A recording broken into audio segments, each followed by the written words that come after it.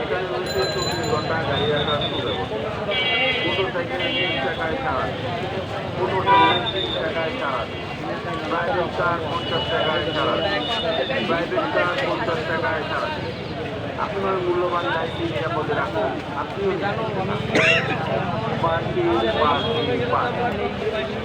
Islamic foundation underground car park. এখানে রয়েছে 24 ঘন্টা গাড়ি রাখার সুবিধা। এখানে রয়েছে 24 ঘন্টা গাড়ি রাখার সুব্যবস্থা। মোটরসাইকেল 20 টাকায় ছাড়া, মোটরসাইকেল 20 টাকায় ছাড়া, প্রাইভেট কার 50 টাকায় ছাড়া, প্রাইভেট কার 50 টাকায় ছাড়া। আপনার মূল্যবান গাড়িটি নিরাপদে রাখুন, আপনিও নিশ্চিন্তে থাকুন।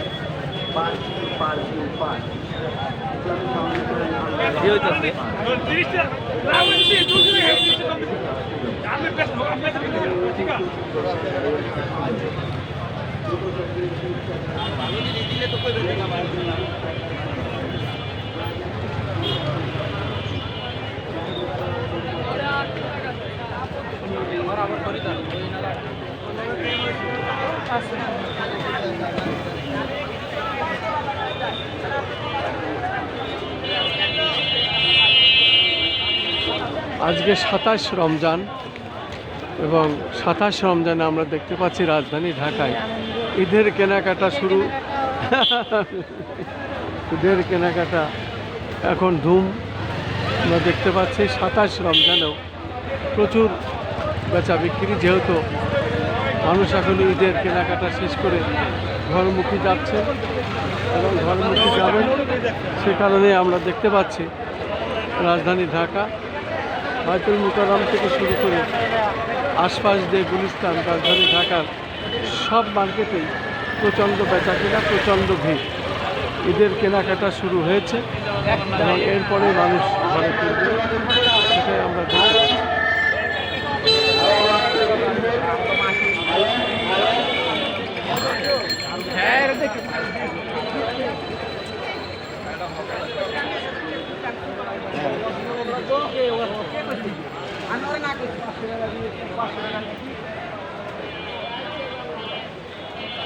পাশে আবার জুয়েলারি দোকান, তারপরে বিভিন্ন ধরনের দ্রব্যপাতি বিক্রি আমরা দেখতে পাচ্ছি।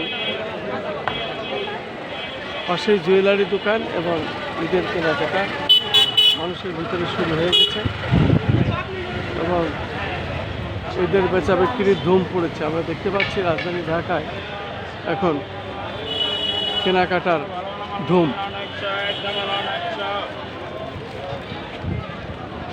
পাশে আবার জুয়েলারি দোকান, স্বর্ণের দোকান, সেখানেও আবার বেশি ভালো বেচা কেনা হচ্ছে ঈদকে সামনে রেখে।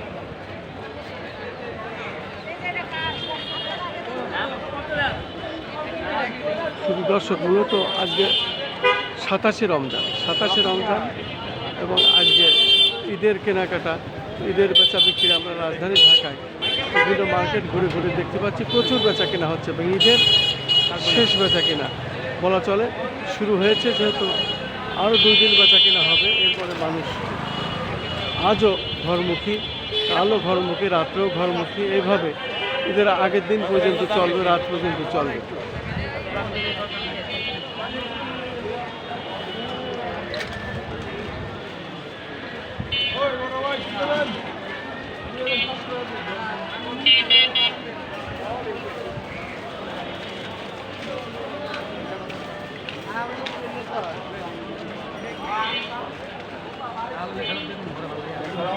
ওয়ালাইকুম আসসালাম।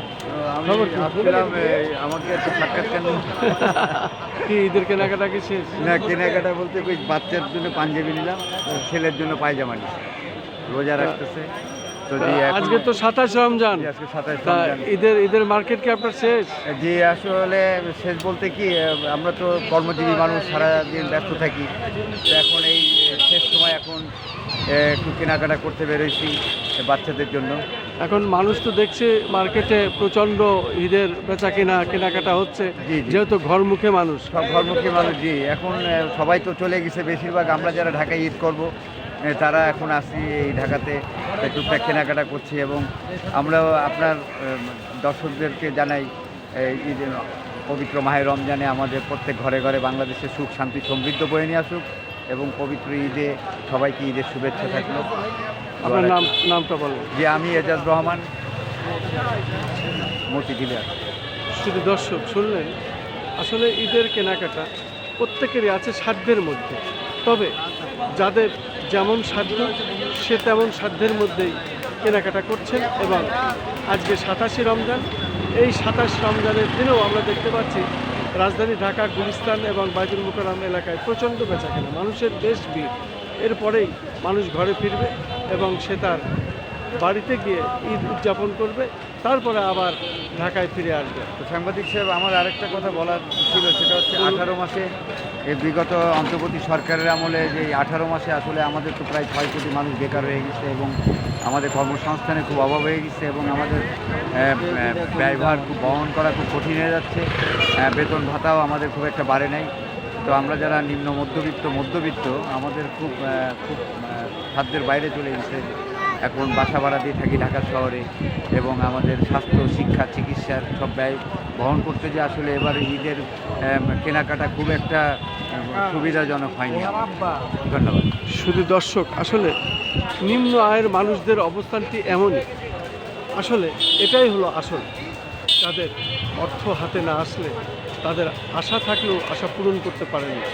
সীমিত পরিসরেই সেটুকুনি ছেলেপেলে পরিবারদের নিয়ে আনন্দ কাটানো, এটাই হলো আনন্দ, তাছাড়া আর কিছুই নয়। তবে বর্তমান সরকার, বিএনপির সরকার এবং মাননীয় প্রধানমন্ত্রী যদি একটু লক্ষ্য রাখেন যারা সীমিত আয়ের মানুষ, তাদের প্রত্যেকেই একটু কর্মের ভিতরে যদি রাখা যায়, আয় রোজগার বৃদ্ধি করা যায়, কর্মসংস্থান বৃদ্ধি করা যায়, তাহলে এদেশের মানুষ কিছুটা অন্তত স্বস্তিতে পাবে, অন্তত তাদের সংসার জীবনটা ভালোভাবে চলবে। বর্তমান সরকারের কাছেও আমরা আশাবাদী। ইনশাল্লাহ আমাদের সরকার, বর্তমান সরকার যারা আছে, স্থিতিশীল সরকার, ইনশাল্লাহ আমরা আবার কাজে মনোনিবেশ করব এবং কর্মসংস্থানে আমরা আবার ব্যস্ত হয়ে যাবো ঈদের পরে। তো আমরা আশা রাখি আমাদের বর্তমান সরকারের কাছে আমাদের এই যেন আমাদের বাংলাদেশের যারা কর্মসংস্থানের যেন ব্যবস্থা করে, বেকারত্ব দূরীকরণ, দারিদ্রতা বিমোচন, খাদ্য সম্পূর্ণ বাংলাদেশের থেকে। ধন্যবাদ সাংবাদিক সাহেব আপনাকে। আপনাকেও অনেক অনেক ধন্যবাদ। বস, এখন তো রোজা রমজান পুজো